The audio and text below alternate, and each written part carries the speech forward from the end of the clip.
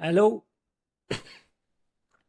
hello, and welcome to our session on adversarial attacks and defense mechanisms. Previously, we have seen how attackers can create tiny, often invisible changes, also called adversarial examples, to fool AI systems. Today, we are exploring the defensive techniques that can protect AI models from these malicious tricks.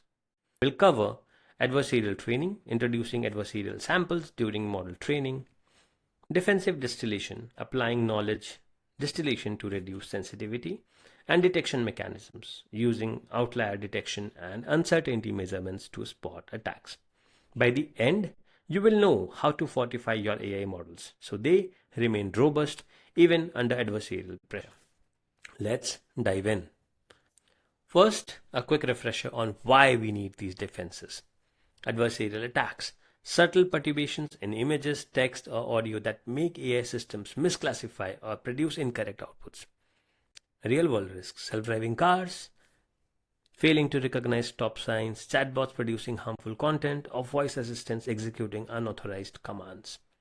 A MIT study found that well crafted adversarial examples could drop model accuracy from 90% to under 20% if there is no dedicated defense. Hence, implementing defense mechanisms is not optional, it's crucial to ensure reliability and safety. So, what is adversarial training? Adversarial training means we deliberately inject adversarially modified inputs into our training set, forcing the model to learn how to handle them. The core idea is generate adversarial examples. Tools like FGSM or PGD create slightly perturbed inputs. Combine with original data, mix these new adversarial samples into a normal training set, and retrain the model. The network now sees both clean and tricky examples, becoming more robust to future attacks.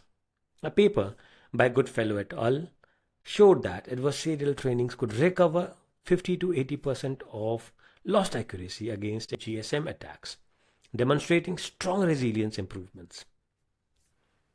So, how do you implement adversarial training? Step 1. Define an attack method. Choose something like FGSM or PGD to create adversarial examples. Step 2. Generate adversarial samples on the fly. For each training batch, produce adversarial variants of images or text. Step 3. Train with both sets.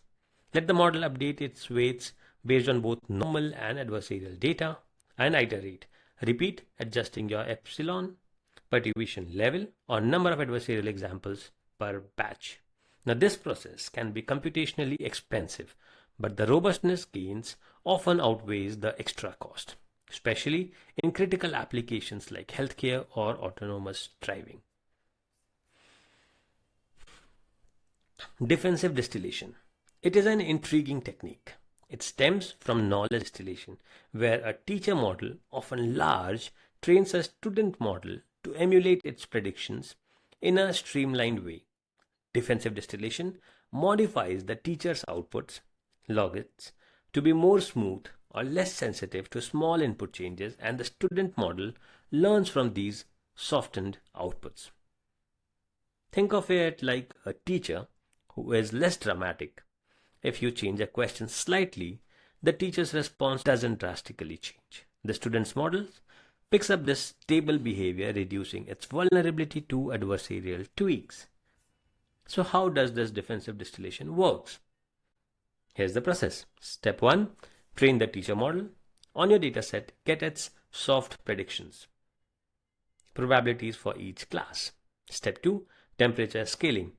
Increase the temperature parameter to make probability distributions less spiky. This reduces sensitivity. Step 3. Train the student model. The student learns to match these softened distributions, developing smoother decision boundaries. And step 4. Deploy the student. The final student model is typically less reactive to small perturbations in inputs, thus more robust. A study by Papernot et al. Introduced defensive distillation as an effective measure, reporting reduced success rates for certain adversarial attacks by up to 60% on tested benchmarks. A different angle is to detect suspicious inputs rather than fix the model's vulnerability. Now, statistical outlier detection identifies input examples that deviate significantly from normal data distribution. For example, if an image's pixel distribution or embedding pattern is drastically different, it may be flagged. Pros: does not require retraining the whole model. Cons: attackers can craft more subtle adversarial samples to evade detection. Some real-world detectors claim a 70 to 80% detection rate for naive adversarial attempts, but more advanced attacks can bypass these methods. Another approach is looking at model's uncertainty or confidence in its prediction. And moving on to combining techniques for maximum defense. No single technique is a silver bullet. Instead, combining them can create a layered defense.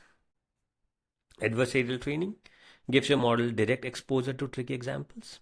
Defensive distillation smooths out decision boundaries, reducing overreaction to tiny changes. And detection mechanisms serve as a final line of defense, catching suspicious inputs before they cause harm.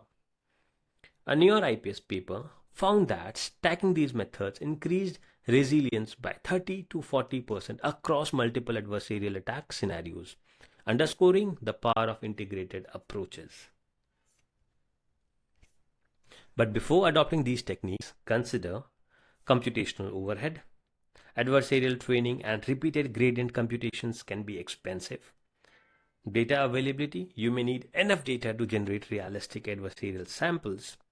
And performance trade-off: overly robust solutions sometimes see a small drop in accuracy on clean data. And continuous maintenance: attackers keep evolving.